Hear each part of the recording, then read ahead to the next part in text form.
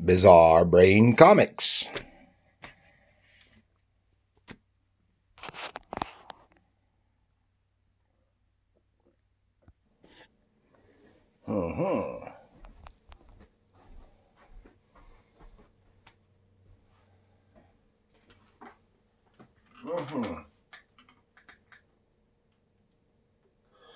Good evening.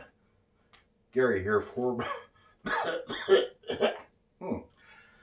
Gary here for Bizarre Brain Comics. Where I like to take a look at some old comics, examine the characters, the stories, the art.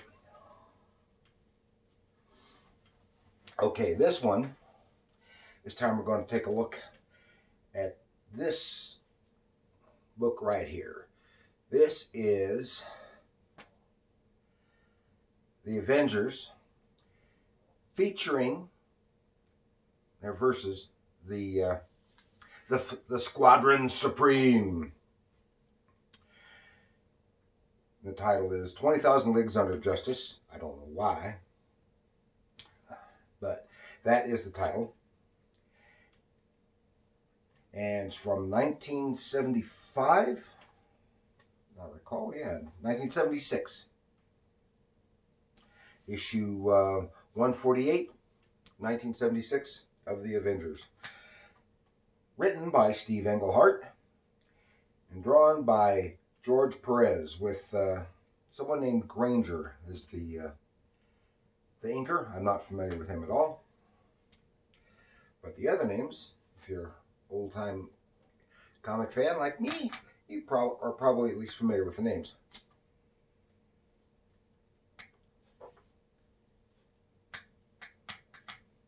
So let's take a little look in the big book of knowledge. Here we go. As I said, this is Avengers number 148 from 1976, 20,000 Leagues Under Justice, by Steve Englehart and George Perez. And Steve Englehart is born in 1947. He started in comics as an art assistant to Neil Adams for Warren Publishing's Vampirella magazine in 1971. Then he drew and co-wrote, because he started out as an artist, he drew and co-wrote a story with the great Gardner Fox for Eerie magazine, and did some fill-in work and writing for Marvel, and eventually writing The Beast. And he was one of the initiators of the Defenders.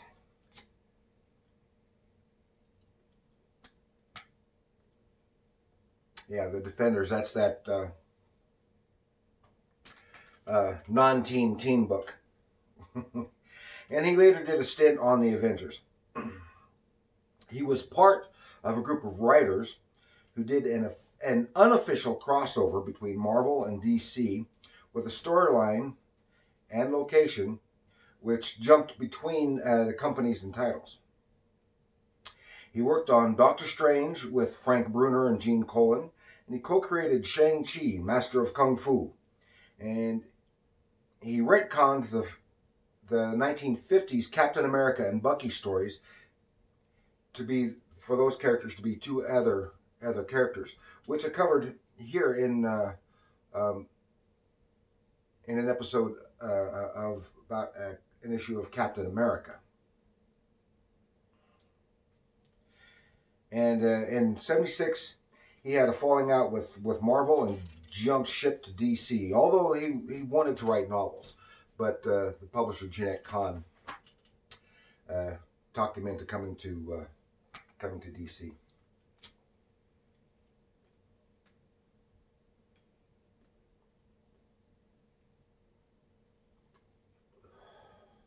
And the artist George Perez, he was born in 1954. And then he became a prominent penciler on the Avengers title for Marvel.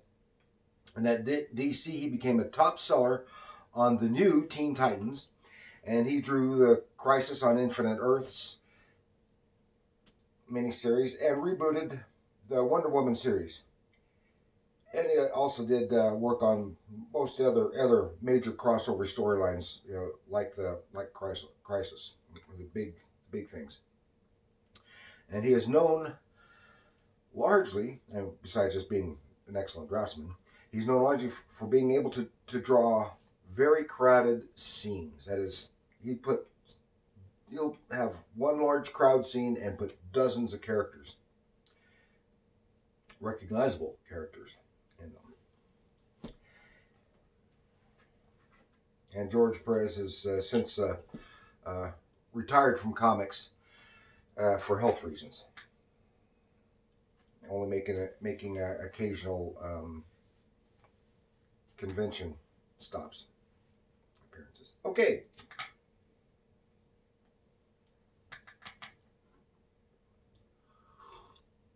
Let's go delve within the pages of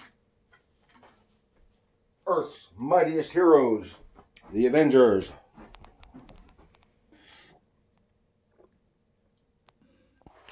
Okay, here you can see the cover of this particular issue much better. This is a nice Jack Kirby cover. Okay, and as you can also see, this is a very rough copy. The cover is mostly coming off.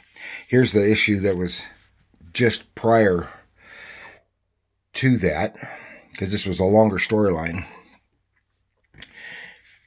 Then here we have another one featuring the in this case it's the Squadron Sinister from Marvel Super Action. This is a reprint. So this story, even though it's from the 80s, this copy is from the 80s, this story takes place long before these do.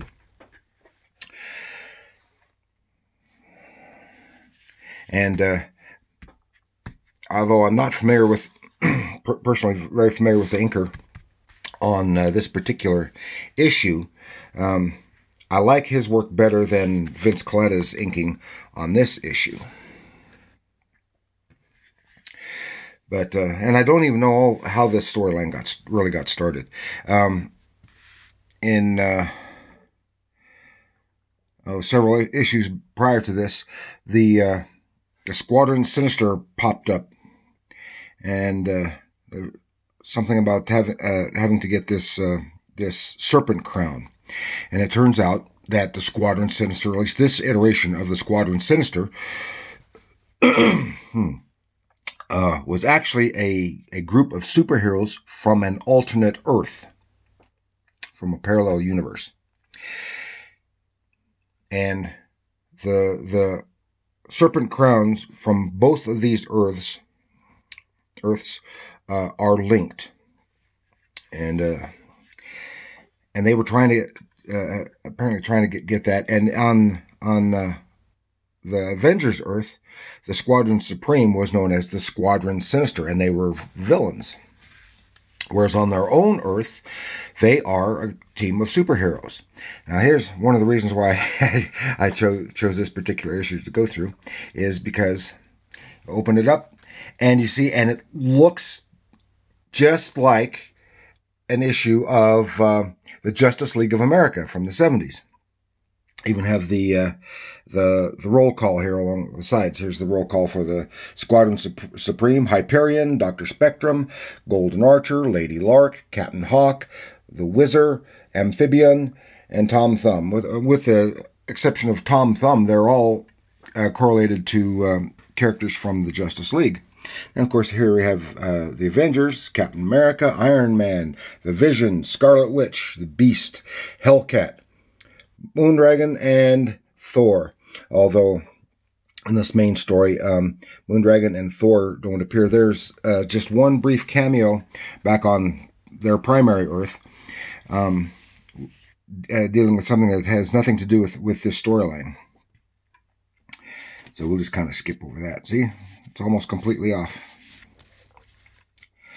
So here, and we start off with, well, it's just a splash panel, splash page, which has nothing to do directly with the storyline, just kind of hints at stuff. Okay, right into the story. They have the Squadron Supreme has their headquarters on a space station orbiting Earth.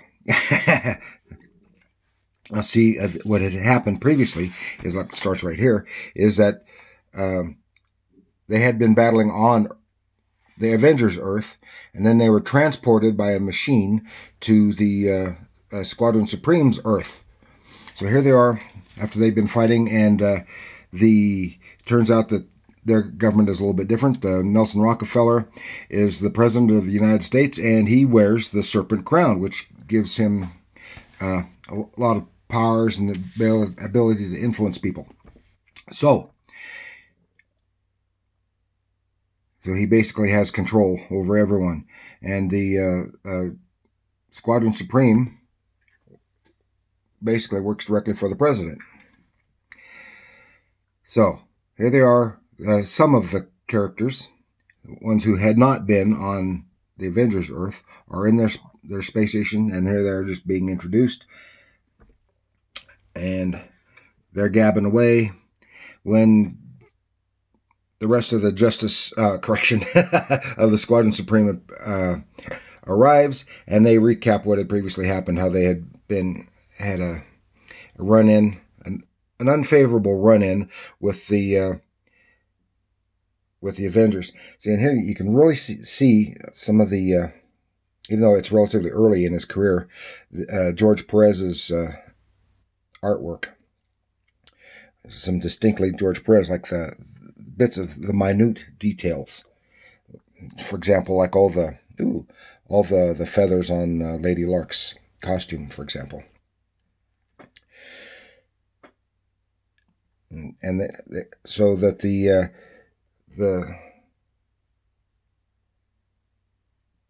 Avengers are running around loose on Earth, and they have to do something. So they're trying to find out where they are. And says, "This is a contest I've long desired. Our team of heroes against that other world's. I hope I don't live to regret it." That's Hyperion. He's their equivalent of Superman. Hyperion is like Superman. He's an alien from the planet Argon, and his main weakness is Argonite, and he has basically the same powers. So here we are in the president, Nelson Rockefeller, and he's really teed off because the Avengers have stolen his crown. And these are, because the country is basically run by a board of directors. And these are all big businessmen, and he is not happy. Yes, and there it says, "Need I remind you that the country your corporations and mine run out there was captured for us by the Crown's alien brilliance. Now it wishes to extend its control to the Avengers Earth, and their executives faces the same troubles we once did." So it's basically a corporatocracy. So, and then even they break it down into chapters and teams, a lot like Justice League. Captain Hawk and Tom Thumb and Amphibian versus the Beast and Hellcat. Well, their team is breaking up because Scarlet Witch and Vision have become separated because the Crown was taking control of Scarlet Witch's mind. So they're bounding away, trying to find them, and then here comes Captain Hawk, who's equivalent of Hawkman. And they have a little run-in, and he's not too happy because he's and Tom Thumb. Here's Tom Thumb, and there's Amphibian. He's equivalent of Aquaman. And Hellcat does a number on him pretty quickly, because she's a cat against a fish. And he's taken out, and then Tom Thumb, he scoops up Hellcat. Again, you can really see all the intricate, minute details in the backgrounds that he's known for. Very good visual storytelling. Of course, he's a big pro. And then even just little textures like this, which has nothing to do with actual scenery. It's just a little visual thing. And that's kind of stuff that George Perez did. And he takes out Beast, takes out Tom Thumb, bonk, and his little gizmo. Now here comes Captain Hawk again with a sword.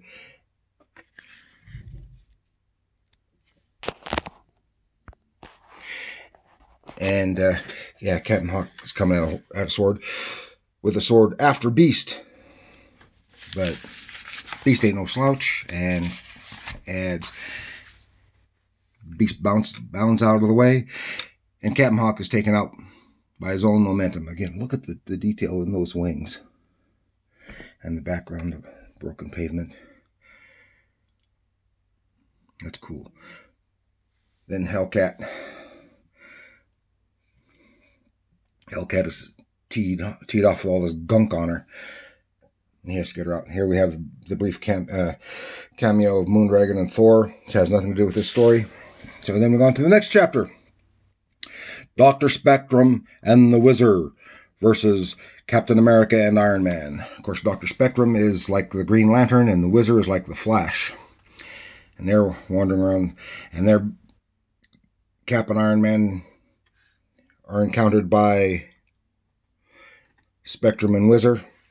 They have their little battle. Again, the intricate background, even though that's not scenery. And good show of showing of the Wizard's super speed,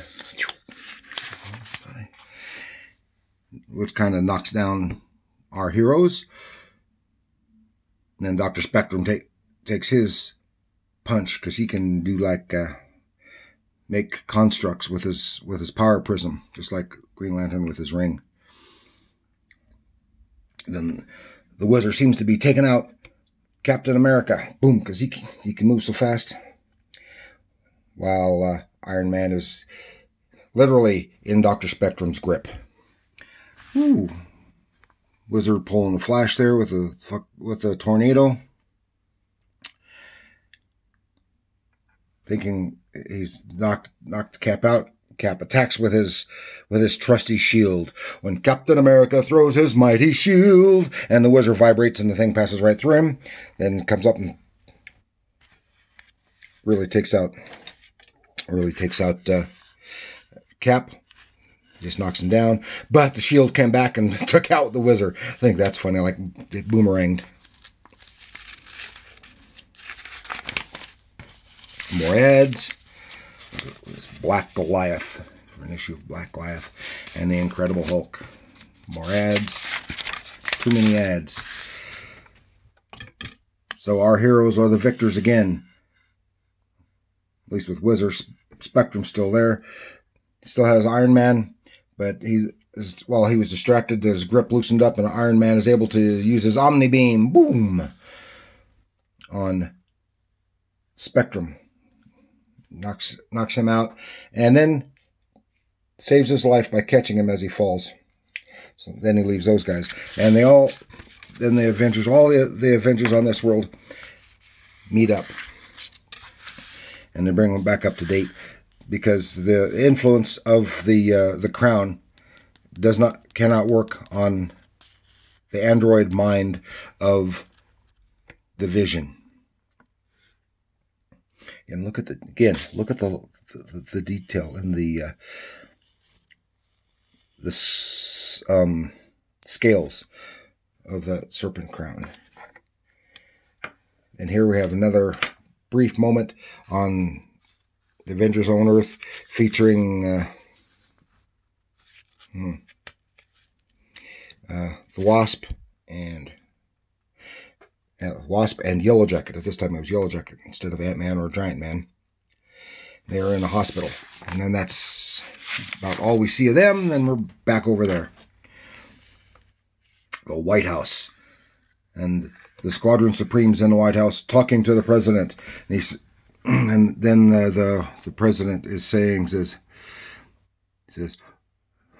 because he's apologizing for not having defeated the the Avengers and recovering the crown. A nice background detail. Look at that portrait, even in the portrait. Okay, nicely done background, and apologizes, and he says, "Oh, what does it matter, Hyperion? They're not the real problem anyway. I am. I and all the other corporate and conglomerate executives who have taken control of this country. We run your lives, and you don't know it.